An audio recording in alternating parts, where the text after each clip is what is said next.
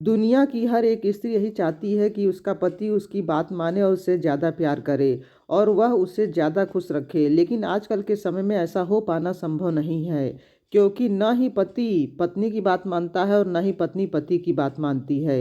आज महाभारत के अध्याय वन पर्व के 233 में उल्लेखित द्रौपदी और सत्यभामा के बीच हुआ एक ऐसा वार्तालाप है जिसमें द्रौपदी ने पति पत्नी के संबंधों को अच्छा बनाने के लिए 12 महत्वपूर्ण बातें बताई हैं, जिसका अनुसरण करके कोई भी स्त्री अपने गृहस्थ जीवन को अच्छा बना सकती है। तो चलिए शुरू करते हैं। एक दिन की बात है, पांडव और संत लोग आश्रम में बैठे थे। उसी समय भगवान कृष्ण की पटरानी सत्यभामा ने द्रौपदी से एकांत में पूछा कि हे द्रुपद कुमारी, तुम कैसे पांचों पांडवों को खुश रखती हो और तुम पांडवों के हृदय पर कैसे राज करती हो? किस प्रकार यह पांचों पांडव हमेशा तुम्हारे बस में रहते हैं, तुम पर कभी गुस्सा नहीं करते और यह सबके सब सदा ही तुम्हारे मुंह की तरफ देखते रहते हैं? हे पांचाल कुमारी, तुम मुझे भी ऐसा कोई मंत्र बताओ जो तुम्हारी तरह ही मेरे श्याम सुंदर सदा सदा के लिए मेरे बस में रहे।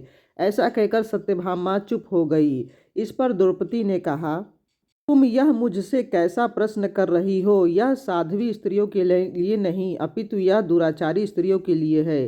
तुम तो श्याम सुंदर की प्रियतम पटरानी हो। जब तुम्हारे पति को यह मालूम पड़ेगा कि तुम उसे अपने वश में करना चाहती हो तो वह तुम पर क्रोधित हो जाएंगे।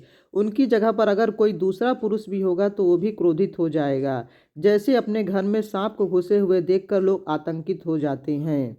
अब तुम ही बताओ, जिस पुरुष का मन तुमसे क्रोधित हो जाएगा उसकी तुम प्रियतमा कैसे बन पाओगी? ऐसा संभव ही नहीं है। अपने पति को वश में करने के चक्कर में अब तक कई स्त्रियों ने शत्रुओं द्वारा भेजी गई औषधियों से अपने पति को नपुंसक बना दिया है। तो दोस्तों, द्रौपदी के मुख से यह सब सुनकर सत्यभामा का भ्रम दूर हो गया। तत्पश्चात द्रौपदी ने सत्यभामा को पति के हृदय पर राज करने के लिए स्त्रियों को 12 सूत्र बताए, जिसका पालन संसार की प्रत्येक स्त्रियों को करना चाहिए। द्रौपदी ने कहा, मैं सदैव ही काम, क्रोध व अहंकार को छोड़कर बड़ी सावधानी से पांडवों की प्रिय पत्नियों की भली प्रकार से सेवा करती हूँ। अर्थात द्रौपदी सत्यभामा को यह कह रही हैं कि हम जैसा आचरण दूसरों के साथ करते हैं तो समय आने पर दूसरे भी हमारे साथ वैसा ही आचरण करते हैं।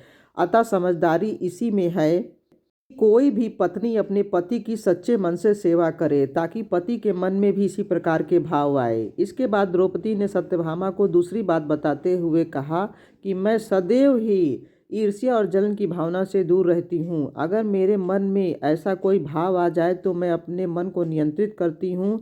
जब तक मेरा मन शांत नहीं होता तब तक मैं किसी प्रकार के कटु वचन नहीं बोलती हूँ।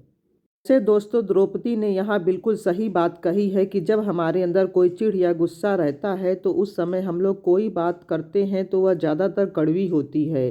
देखने वाले भी नाराज हो जाता है, वही बात का बतंगड़ बन जाता है। द्रौपदी ने तीसरी बात बताते हुए कहा कि मैं ना तो किसी के समक्ष असभ्यता से खड़ी होती हूँ और ना ही किसी पर निर्लज्जों की भांति दृष्टि डालती हूँ। असल यहाँ पर द्रौपदी सत्यभामा को शारीरिक हाव भाव के बारे में समझा रही हैं। यहाँ पर द्रौपदी महिलाओं को यह समझा रही हैं कि आपके हाव भाव को देखकर लोग आपके चरित्र के बारे में गलत अंदाजा लगाने लगते हैं। इसके बाद द्रौपदी चौथी बात बताते हुए कहती हैं कि मैं ना तो बुरी बातें करती हूँ और ना ही बुरी जगह बैठती हूँ। इसका मतलब वह कह रहना चाह रही हैं कि महिलाओं को दुष्ट महिलाओं की संगति में नहीं रहना चाहिए, क्योंकि कई महिलाएं ऐसी होती हैं जिसे दूसरों की बुराई करने में बहुत ही अच्छा लगता है। अगर कोई महिला सीधी सादी इनके संपर्क में आ जाती है तो वह उसे भी अपने जैसा ही बना देती हैं। इसके बाद द्रौपदी ने पांचवी बात बताते हुए कहा, मैं सदैव अपने पतियों के संकेतों का अनुसरण करती हूँ। यहाँ पर द्रौपदी सत्यभामा से कह रही हैं कि अपने पति के हाव भाव से उनके इशारों को सही ढंग से समझ कर उनके कुछ कहने से पहले ही उनके मन की बात जान लेती हैं और उसी के अनुसार आचरण करती हैं।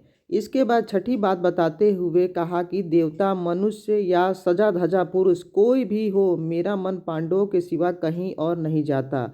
यहाँ पर द्रौपदी अपने पतिव्रत धर्म का पालन करते हुए यह कह रही हैं कि किसी भी स्त्री को भूल से भी दूसरे पुरुष की ओर आकर्षित नहीं होना चाहिए, क्योंकि स्त्रियों के इस आचरण से ही व्यभिचार की शुरुआत होती है। स्त्रियों को अपना पति ही प्रिय होना चाहिए। तदनंतर द्रौपदी ने सातवीं बात बताते हुए कहा, सत्यभामा, मैं उनके स्नान किए बिना स्नान नहीं करती, मैं उनके बैठे बिना स्वयं नहीं बैठती, मैं अपने पतियों से होड़ जोड़ नहीं करती, अर्थात कोई भी कार्य हो उसका निर्णय पहले पति को ही करने देती हूँ। इसके बाद 8वीं बात बताते हुए द्रौपदी कहते हैं, जब मेरे पति घर में आते हैं मैं घर की साफ सफाई रखती हूँ और उचित समय पर उनको भोजन कराती हूँ। वैसे दोस्तों, आपने देखा होगा कि बहुत सी महिलाएं अपना घर गंदा रखती हैं और ना ही समय पर पति के लिए भोजन बनाती हैं। फलस्वरूप ऐसे घरों में झगड़ा शुरू हो जाता है।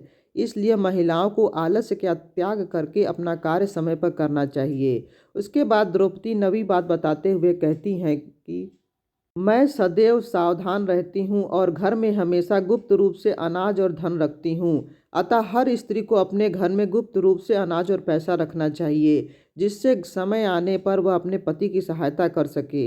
इसके बाद द्रौपदी 10वीं बात बताते हुए कहती हैं कि मैं कभी भी दरवाजे पर खड़ी नहीं होती। बहुत सी महिलाओं की आदत होती है कि वह अपना ज़्यादातर समय दरवाजे खिड़की पर बिता देती हैं। हालांकि थोड़ी देर यह सब चलता है, लेकिन ज़्यादातर कोई महिलाएं अपने समय ऐसे ही बिताएं तो बहुत से लोग उनके घर के आगे चक्कर लगाने लगते हैं और जब यह बात उनके पति को पता चलती है तो घर में झगड़ा चालू हो जाता है, फिर चाहे वह स्त्री निर्दोष क्यों ना हो। इसके बाद द्रौपदी 11वीं बात बताते हुए कहती हैं कि सत्यभामा, मुझे पति के बिना अकेले रहना बिल्कुल भी पसंद नहीं। यहाँ पर दोस्तों द्रौपदी सत्यभामा को समझाना चाह रही हैं कि पति को कभी अकेला नहीं छोड़ना चाहिए, क्योंकि स्त्री और पुरुष दोनों का मन चंचल होता है। अगर दोनों में से कोई अकेला रहेगा तो कोई तीसरा उन दोनों के बीच में आ जाएगा, जिससे पति पत्नी के रिश्ते में दरार आ जाती है और घर में झगड़े होने लगते हैं। इसलिए पत्नी को अपने पति के साथ ज़्यादा से ज़्यादा रहना चाहिए। इसके बाद द्रौपदी 12वीं बात बताते हुए कहती हैं कि जो मेरी सास ने मुझे जिस धर्म के बारे में बताया है मैं सदा ही उस धर्म का पालन करती हूँ। जैसा कि आप सभी लोग जानते हैं कि हर किसी के घर परिवार या कुटुंब की कुछ परंपराएं होती हैं, जिनका पालन पीढ़ी दर पीढ़ी सभी को करना चाहिए। अतः संसार में केवल वही व्यक्ति सुखी है जो अपने बड़े बुजुर्गों द्वारा दिए गए ज्ञान और अपने धर्म का पालन करते हुए अपना जीवन यापन करती है। बस यही बात द्रौपदी सत्यभामा से कह रही हैं। यही 12 ऐसी महत्वपूर्ण बातें हैं जो द्रौपदी ने सत्यभामा को बताई। आपको भी यह जरूर अच्छी लगी होगी। कमेंट बॉक्स में जरूर बताएं। धन्यवाद।